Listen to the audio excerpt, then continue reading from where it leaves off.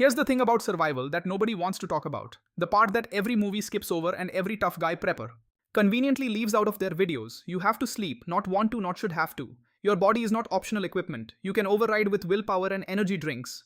After 24 hours without sleep, your cognitive function drops by about 25%, which means you're making decisions like someone who's legally drunk. After 48 hours, you start experiencing microsleeps, where your brain just shuts off for a few seconds, whether you agree to it or not. And if that happens while you're on watch,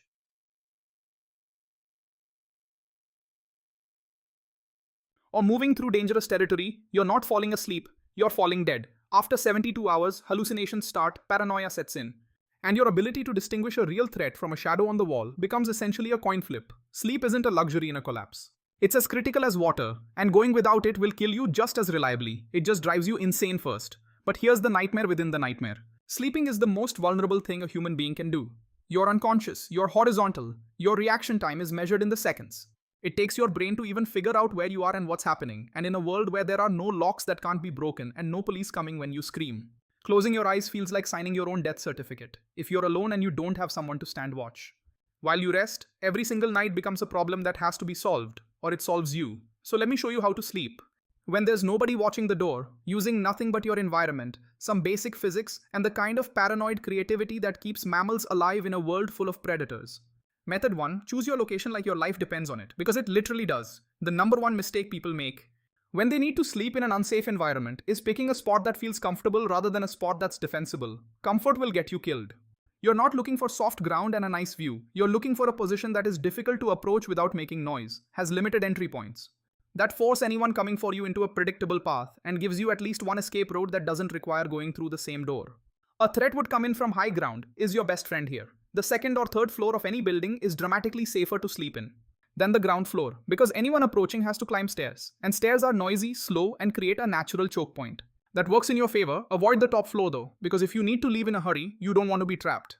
With nothing above you but roof, and nothing below you but the people you're running from, the sweet spot is the middle floors, where you have the option to go up or down, depending on where the threat is coming from. If you're in the wilderness rather than a city, the same principles apply.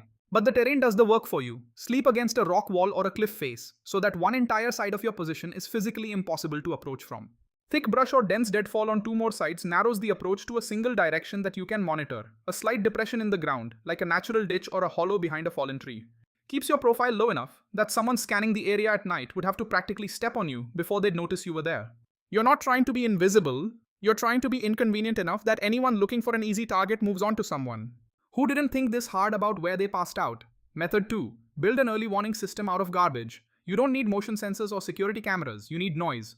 Anything that makes a sound when disturbed becomes an alarm system that works while your brain is offline. And the beautiful thing about this approach is that the materials are everywhere and cost you nothing.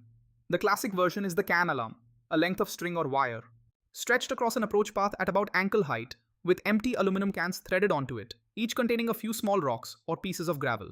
When someone's foot catches the line, the cans rattle and clatter against each other, and in the dead silence of a post-collapse night, that sound might as well be a fire alarm.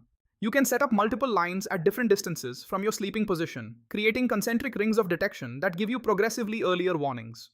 The further out they are, the outer ring tells you someone's in the area, the middle ring tells you they're getting close, and if the inner ring goes off, you should already be moving, but cans on string are just the beginning. Dry leaves and twigs scattered on hard floor surfaces create a carpet of crunch.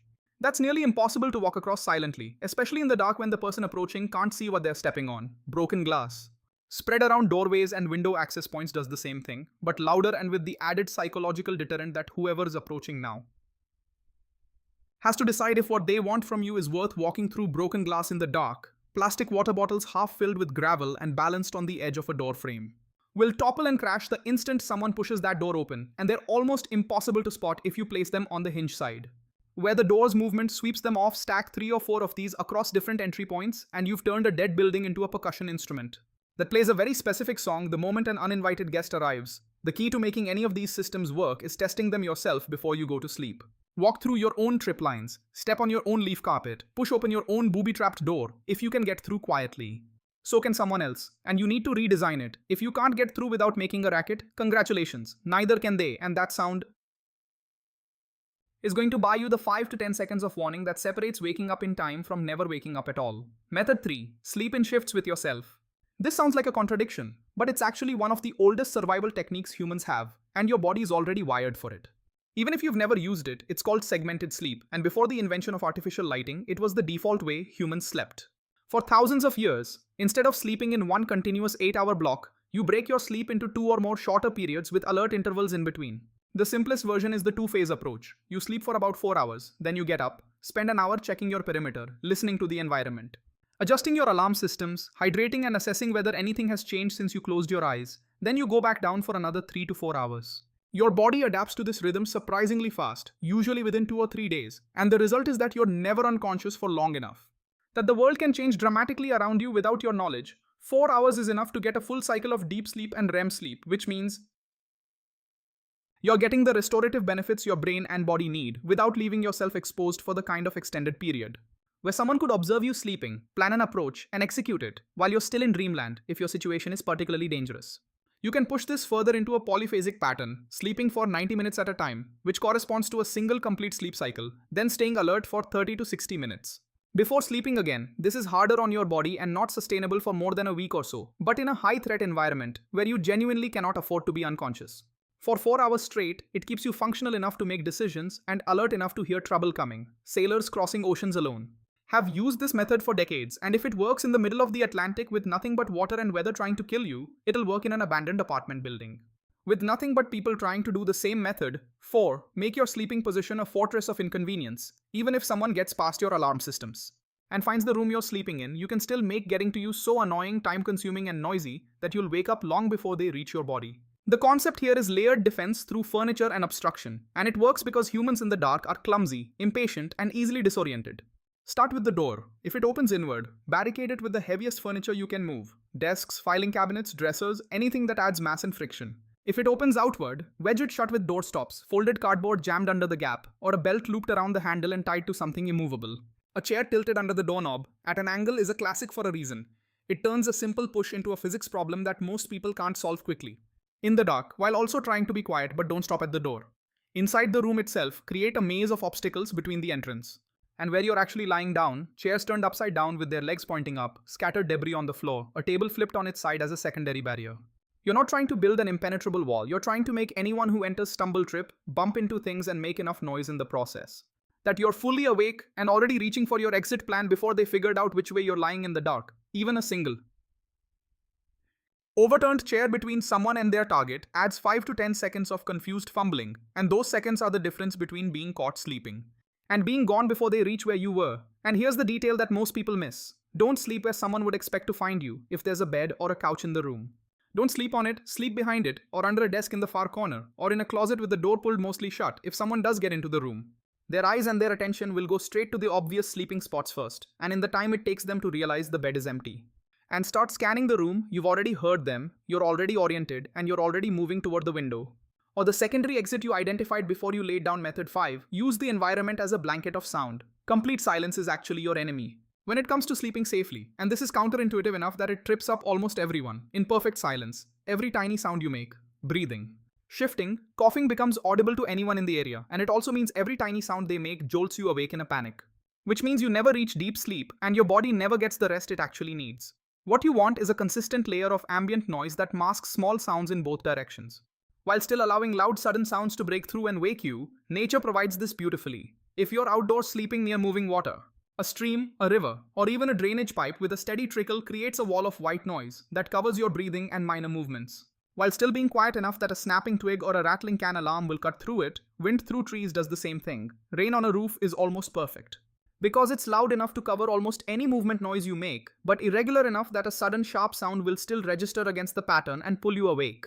If you're indoors, you have to create this yourself. An open window on a windy night gives you a low-level howl that serves the same purpose. A dripping faucet or a container slowly collecting water produces a rhythmic ambient sound that your brain quickly learns to ignore, while remaining sensitive to anything that breaks the pattern. Even crumpling up a plastic bag and placing it near a draft so it rustles intermittently gives you a consistent baseline noise that your subconscious can monitor without keeping you consciously awake.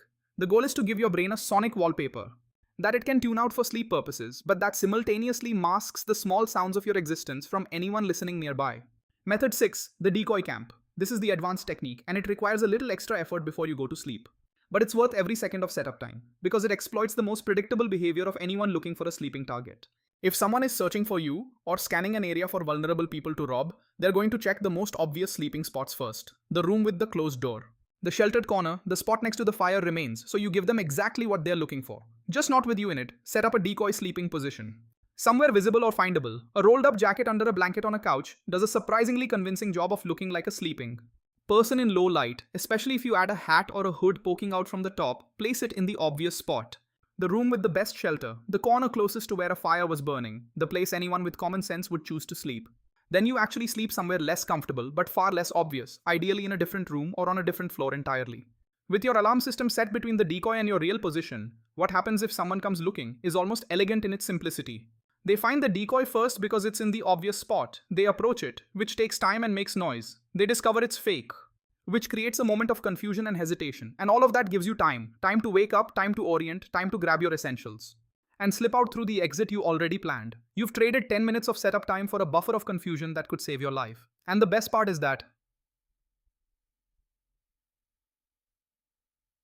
even if the decoy doesn't fool anyone for more than a few seconds, those few seconds of them approaching, examining, and processing what they are looking at are seconds you're using to disappear. Method 7, the buddy system without a buddy. If you're truly alone and you've accepted that, you don't have the luxury of another human being watching over you while you sleep, then you need to start thinking about non-human alarm systems that never sleep, never get tired, and never lose focus.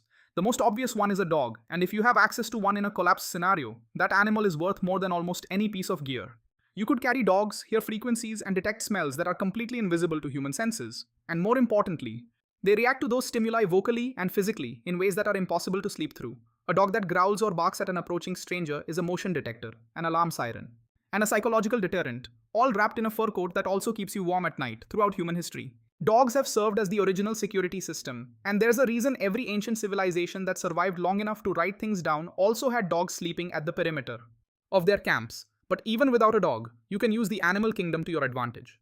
Birds are extraordinarily sensitive to disturbance, and if you're sleeping near a tree line or an area with nesting birds, the sudden burst of wings and alarm calls when something large moves through the area is a natural early warning system that covers a much wider radius than anything you could build with cans and string. Frogs and insects produce a constant background chorus at night that abruptly stops when a large animal or person enters the area, and that sudden silence is itself an alarm. If you train yourself to notice it, your subconscious is remarkably good at detecting changes in ambient sound patterns, which means you can actually learn to wake up when the frogs stop singing, even if you can't articulate why you woke up. Evolution built this feature into your brain millions of years ago for exactly this purpose. You just need to learn to trust it again. Here's the uncomfortable reality that ties all of this together. You will never sleep as safely alone as you would with someone watching over you, and no amount of tripwires, barricades, or decoys will change that fundamental truth. What these methods do is shift the math from catastrophically dangerous to manageable risk, from guaranteed vulnerability to layered probability. Each technique alone reduces your exposure by a margin. Combined together, they create a security envelope that would require a determined, skilled, and patient adversary to penetrate. And the kind of people who are that capable are almost always looking for easier targets anyway, because effort is expensive in a world where calories and energy are finite. The real secret to sleeping safely in a collapse isn't any single technique, it's the mindset of treating sleep as a tactical operation. Rather than something that just happens to you when you're tired, you plan it, you prepare for it, you choose your location deliberately, build your warning systems methodically, structure your sleep schedule strategically, and design your exit routes before you close your eyes. Sleeping becomes something you do with intention, rather than something you collapse into out of exhaustion, and that shift in thinking is what separates the person who wakes up in the morning from the one who doesn't. So when the world falls apart and the night stretches out in front of you like a black ocean of silence and threat, and every shadow looks like it might be a person, and every sound might be a footstep, remember this: you don't need someone watching your back. If you've already made your back impossible to find, layer your defenses, trust your alarm systems, rest in phases, sleep where nobody expects, and keep one ear tuned to the frequency of things that shouldn't be happening. Your brain has been doing this for 200,000 years of human evolution. It knows how to sleep with one eye open. You just have to stop fighting that instinct and start building a system around it. The night is long and you are alone, but alone and prepared is 1,000 times safer than surrounded and careless. Set your lines, lock your door, check your exits, close your eyes, and if the cans rattle, you'll be gone before whoever tripped them ever reaches the room where you weren't.